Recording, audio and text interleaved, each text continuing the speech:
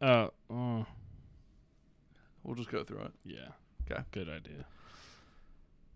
Welcome to Granny Shift, and I'm Ryan. And I'm Jason. And this is minute 64 of the Fast and the Furious Tokyo Drift. I know we just did a mic check, but I'm going to make an adjustment here. Yeah. So, now that we're actually doing it, I'm like, I want to sit like this. So we can see you. The listeners appreciate it. Right. Yeah. Yeah. How do I sound? Glorious, I think. Better than average? Better than normal. Better than normal. Your normal is already better than average. So, yeah. Really topping the charts here.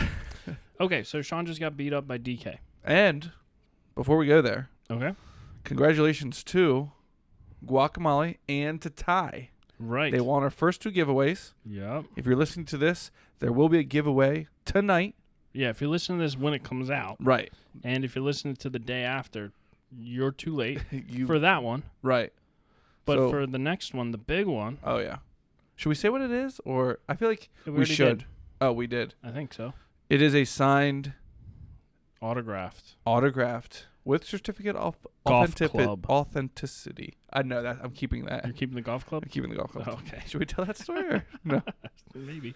Have you ever loaned your golf club set to somebody without knowing it? I and actually then they broke it? I don't own golf clubs. I usually only borrow them when I go to the driving range. I got a Snapchat of Jason using a golf club and going to swing it, and the head is completely broken off, with a message shortly followed from Mel by, "That's your golf club."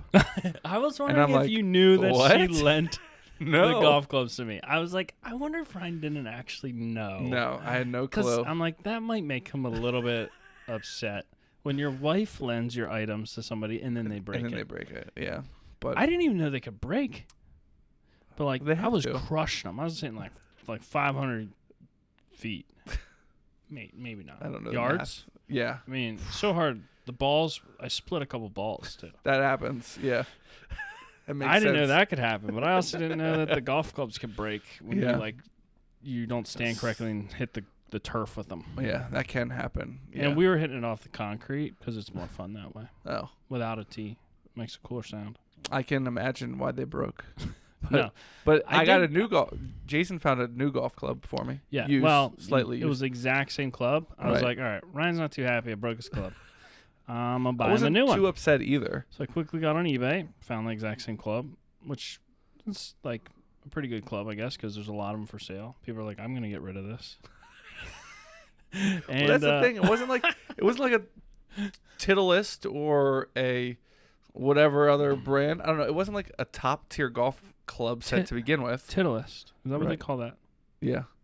Are you sure? Yeah. Titleist. Yes. All right. And what kind of PR did that company have? And what was I saying?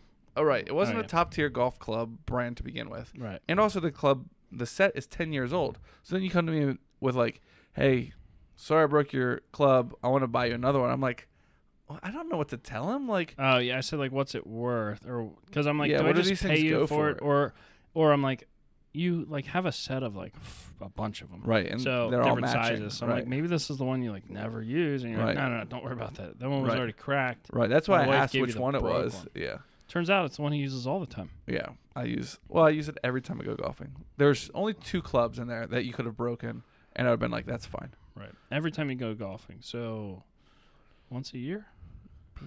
Probably. If you're lucky. But like Father's Day. But I use it. It's like going for like you're right. When you fix your rotors and you only need to fix your rotors one time a year, replace them, but you need that 17 millimeter. And if you don't have it, you're like, shoot, I have to use my open-ended and like hope it doesn't strip. Adjustable wrench. Yeah. No, it was fine, but it was like a weird thing because like I don't know what to tell you to replace it with because a new one doesn't make any sense and it's old and it's used and it wasn't like expensive to begin with. So like, so I did find a used one. It was reasonably priced, but when I told Ryan how much it cost, I told him it was a lot more. Right. And so he was like, "What?" I'm like, "Yeah, it's signed by Paul Walker." And so I forged Paul Walker's signature onto the golf club. Yeah. So now it's extra valuable. We compared it to the actual signature of Paul Walker on the photograph that we have. Right, which is the giveaway. Which is the giveaway. For next week. So bring it back around. Bring it all back. 180. Yep. So make sure you get into the Patreon before that. And you can win a picture of Dominic Toretto and Paul Walker about to race a Ferrari, but with both of their signatures on it. Yeah. And pretty awesome. A certificate of authenticity. Yes. So who's going to win it? I don't know. It's not going to be Guacamole or Ty. What's the giveaway tonight? It is the Supra model. Oh, right. Oh, the one that you assemble. Yeah. I think it's like a click together. Yeah, it's like a kit car Supra that you can like assemble. A 1/24th scale. Yeah, maybe. pretty big. Yeah. So anyway. Right. So let's jump into the minute. All right, shall we? Yeah, sure. So Sean just got beat up by DK for dating DK's girl, his high school girlfriend. Well, we don't actually. I mean, we're assuming that he didn't say anything about. No. He just came up and beat him up and walked away. He said something about stay away from her. Oh, yeah. Well, then Han says, "What do you expect? You didn't just play with fire. You soaked the matches in gasoline." Right. So it's not like he like accidentally dated a girl and it happened to be Mafia's girlfriend. He knew that's everything. Literally what happened, though, right? No, but he didn't accidentally date her. No, it's not like he didn't know ahead of time who she was. Okay, so if the playing with fire would be if he accidentally dated her and had no idea. No, if he dated her and didn't know that she was dating a Mafia guy. It's like, oh, I like this girl. We should start dating. And then you start dating, they're like, oh, she already has a boyfriend. And he runs his own little Mafia group. I don't buy it. But he was warned ahead of time not to date her. Right, but like when you play with fire, you know there's a risk. Yeah. So if you're dating somebody and not knowing anything, you don't know there's a risk. But yeah, he's saying he upped the ante beyond just playing with fire by increasing how dangerous it was. So I'm wondering, like, what's exactly did he do? Gasoline? Yeah, how did he soak the situation in gasoline? Maybe by not.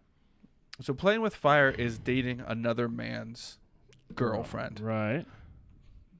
Playing with fire with gas-soaked matches is dating another man's girlfriend who you know runs the Mafia. Okay, all right, I'll buy that. Yeah. Now, follow-up question. Okay. If you soaked matches in gasoline, would they even light? It seems risky. You need a dry match to light the soaked matches. Right. So maybe you're actually like making the situation safer. Yeah. Huh. Han, I don't know if you thought this one through before you said it. And gasoline actually isn't flammable. Right. Gasoline vapors are flammable. So. That's true. But usually gasoline vapors are around gasoline. Right. So.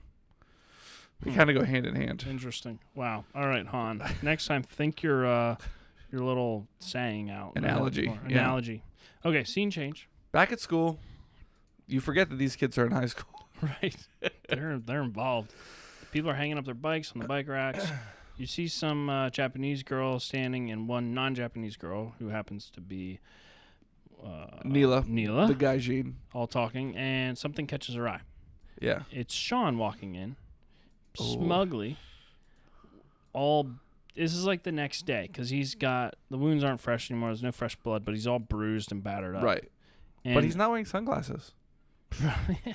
Isn't that a thing in movies and shows that I just wear sunglasses? Thought the way he's walking in is like he wants her to see, and he's like, "Hey, look what happened to me." Didn't you see like the smug? He like looks at her and then looks to the right, which would show her his bruises. And he's not like upset. He's almost like, "Hey, do you see what's what I did took for you?" Yeah, yeah. This and is she's what my like, love is. "Oh man." Yeah, it's like she don't like it. She's hot and bothered in a bad way. So another scene change. Wait, hold this. Okay. Neela opening a door to the sheets back room. Yeah, it is going to be. We know it's DK's little office, but it is like a closet. Yeah, and there's junk everywhere. It looks worse than my podcasting desk. Barely though. There's a poster on the wall that says Auto Racks D1 Grand Prix Series. I don't know what that is. Yeah. I don't know what there's like a banner that fell down. Like the quality of room is where the light switch is a box that's just screwed to the top of the wall, and then there's a tube of conduit coming out on top of the wall. None of it's inside the wall. Right. And it's like, it really is like you're in the garage of your parents' house. And like, you can use the space, but we're still going to store our stuff there. Right. Which is kind of DK's situation. Right. He's not actually mafia. Yeah. He's a mafia kid. But if you look at his, the camera spins around, and you see DK sitting there in his like leather puffy chair, you know, with his desk full of money and like beer. He's counting cash. What are these glasses called? Oh, like, it's like they have olives in them. Yeah, it tastes like pool they're water. Horrible. Vodka, Grey Goose, martini glasses, and he has a female sitting on his lap and another one like right next to him. Yeah, and he's just chilling. So do you think these girls are also in high school? It's so weird, like, to be these women that are with him already, and then his high school girlfriend walks in and be like, "I don't like you. I'm breaking up." Yeah. Okay. She comes in and says, "We're done," right? Yeah. But yeah, it is weird because he's already with these two other females. But he's been like this the whole movie, macking on girls, right? Like, how many girls does he have other than Neela? Do you think when you're like super rich, you get to have like one that's like yours, and then a bunch that just like hang out, right? Yeah. Yeah. Like, I saw a meme today, and it was a guy holding a scale, and on one side of the scale was one female with like a heart next to it, and then the other side was like 10 females that were just dressed kind of skanky, right? Okay, right. And they were balanced. And I see. So they were saying like the point was supposed to be one good female is better than all those other or whatever. But they were balanced. But somebody commented and said, they said the meaning of this is to have balance in life, you need a bunch of side chicks with your spouse or something like that. Yeah. Right? Yeah. So that's what he's got going on. Right. Side chicks. I think it's the expectation that he can have as many girls as he wants, but they all have to be exclusive to him. Right. Oh, so he has lots of girlfriends. Right. And she's like, I'm done being one of them. Right. It's over. He probably has one from each like genre of life. There's high school. There's for each thing he enjoys. Like, I'm feeling an older woman tonight. Right. Ones that wear like white redhead necklaces and clothes, and then there's ones that wear like black necklaces and clothes. Different types of people. Yeah. And she says it's over. He says something in Japanese. We don't know what it is, and neither do the subtitle creators. Yeah. But I think what he said was everybody else leave or something, because everybody then gets up and walks out, including Morimoto, who strokes his mullet and looks Neela down, checks her out. He like strokes his... Yeah, that's so weird. Very creepily. Yeah. And then walks out the door. Did you notice DK's cowboy boots? No. Interesting. They call Sean a cowboy. Meanwhile, he's wearing cowboy boots. Oh. With flames on the bottom. Nice. So, she says it's over. He says, all this over a gaijin. And then she says, I am a gaijin. Yeah. And he just stares like, oh. He's like, yeah, that's my category for you. You're my high school gaijin girlfriend. Right. And then she says, you've changed, DK. And that's where the minute ends. That's right. So do you think they had a long relationship and he was into her more, like, and was a nicer guy, and then the money got to him or something? With a high school girlfriend and you're out of high school, how long could your relationship have been? True. It maybe changed very quickly. I wonder if he's like just out of high school. You know what I mean? Like maybe the relationship started while he was in high school. Right.